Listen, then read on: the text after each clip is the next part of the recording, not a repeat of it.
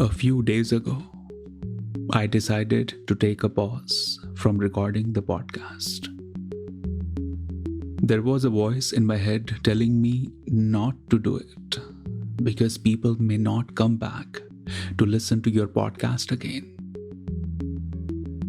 And if you are in the social media space creating some sort of stuff, you know this is true. People don't come back. But there was also a voice of my awareness that was telling me to pause, to reset, so that I don't get into manufacturing and assembling the pieces of my podcast. And that made me realize this is what creative courage requires from us often. It requires us to honor the grand scheme of cosmos and never ever to get into the trap of fear, insecurity, and comparisons. Thank you for coming back to listening. Thank you for being here. I am Chandresh Bhardwaj, and this is Leela Gurukul.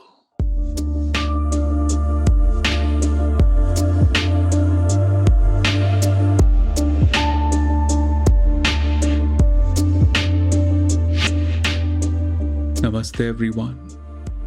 I hope you're feeling relaxed, connected, grounded today. Have you ever wondered, why do we keep going? Why do we keep running? Sometimes we are running toward something, and sometimes we are running away from something. We need some sort of chase, some sort of constant going. And if you want to pause, if you want to slow down, the mind won't let you slow down. Because the narrative of mind is the narrative of fear, anxiety, insecurity. And the society, family, school, everybody around us, they train us to keep going at a speed set by them. And this speed has no logic. This speed is only based on fear. It's based on unhealthy competition. It's based on irrelevant comparison. And I feel every comparison is irrelevant, really. In order to understand our existence, in order to feel accepted by others, we simply accept the laws of society. We accept the script handed over to us, and we keep going at a rapid speed until the body tells you that now you cannot go anymore. And then the mind says that's what happens to everybody. You wake up, you work 8 hours a day for 5 days a week minimum. You take a 2-day break where you are depressed, you get drunk, you do things that are not nurturing you. And then you again repeat the same thing to pay the bills. And one day, when the body tells you I cannot keep going anymore, you accept your conclusion just like that.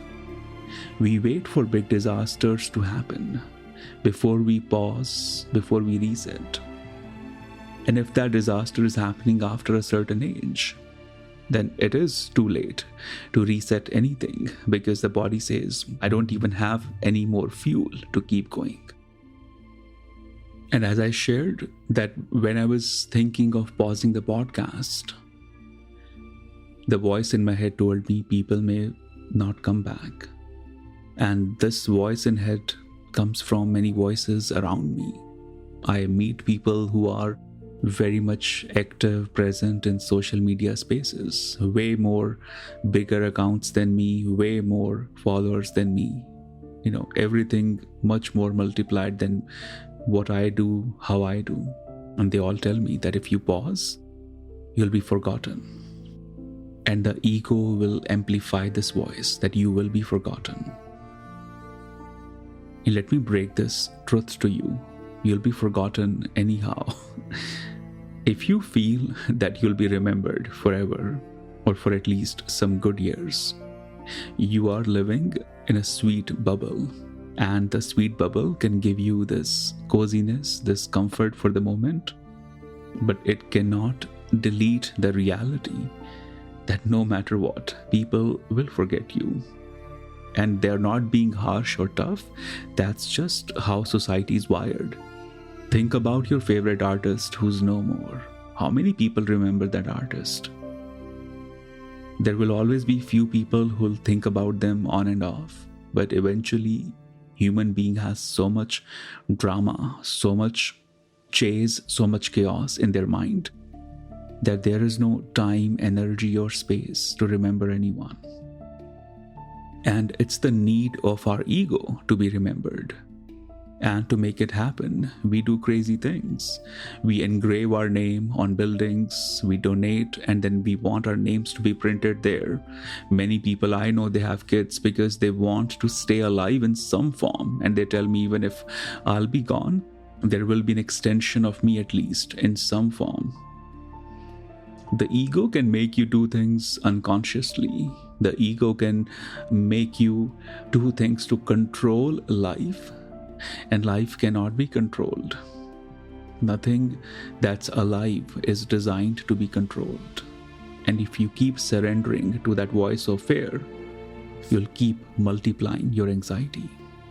The truth is, the cosmic, the divinity, the universe, the godliness, they're constantly trying to speak to us, but we are too busy. We are too busy in doing things that are silly, idiotic, driven by ego. And we are also too afraid to listen because somewhere there is a fear that if I listen, I'll need to take this action, and that action will involve demolition. That action will involve destruction. And we are afraid to demolish certain things because our belief systems will be destroyed. Our illusions will be destroyed. And this is why to pause becomes a fearful thing for the human mind. This reminds me of this story of a meditation teacher who was coming back from a talk in the mountains, and he slipped from the mountain and he was hanging on to the tree, and he kept on screaming that, please save me. Anyone can hear me? Can you save me? And nobody was there. It was just a very quiet mountain space. And out of fear, he kept on screaming, in anger, in fear, in doubt. And then he thought, I am a meditation teacher. People look up to me as their spiritual guide. Maybe I need to breathe, relax, and invite some sort of divine help. And he did that. And the voice showed up in his head. Let go of the branch. And he was like, that's my fear talking. I cannot let go of this branch because it's this branch of the tree that's saving me right now. So I won't let it go. And again he did his mantra, he did the mindful breathing. Again the voice came, let go of the branch. And he didn't let it go.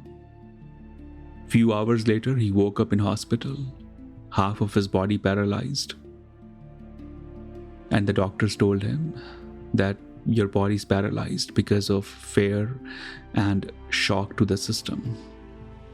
And he said, it must be paralyzed because I fell from, high from the mountain. And the people who picked him up from there, they were in the room. They said, we didn't think you fall from any high mountain because there is no body injury. And he said, no, I don't believe you. Long story short, few days later, when he felt a little better, he went to that space. And he realized that he was hanging onto the branch and he was only 1 feet above the ground while he was hanging onto the branch. And the voice in his head was absolutely right to let go of the branch because he's pretty much on the ground, just 1 feet above. And I feel we all are hanging on to some sort of branch in our life because we are not ready to be alone with ourselves. We are not ready to be in solitude. We are not ready to pause. And this is why we don't accept the voices that tell us, let go of the branch. You have to pause today and ask yourself, what branch am I holding on to? Because your mind is telling you constantly to jump in the future, to keep being played by some sort of past memory and imagination of the future. But if you don't pause, you'll never reset your software. Even our phones need a software update at least once or twice a year. And sometimes a software update happens, and if your phone is too old, it will slow down.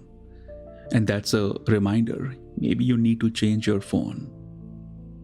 And this is exactly what needs to happen.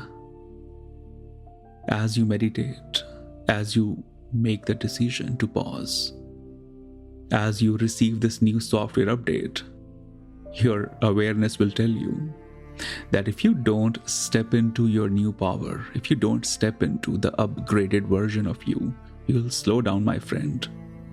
And if you don't wish to slow down, embrace your power. Embrace your new strength, new truth, new awareness. When you pause, invite the awareness to lead with conscious choices, to lead with calmness and clarity. When you pause, make it intentional. Don't let it be a random, accidental thing that you do. Invite a certain sacred intention to pause, to reset. And above all, when you pause, offer reverence to the life energy. Offer reverence to your existence. Each time you pause, you're offering a certain respect, a certain love to your existence. And then you'll see how the magic starts to happen. That's all for today. Be safe, be well, and I'll connect with you next week. May the teachings of Tantra continue to guide you and heal you. And I hope Leela Gurukul helps you to unlearn the old and embrace the unknown mystical possibility unfolding for you. To support this podcast, share it among the seekers who are ready for the next step in their spiritual path.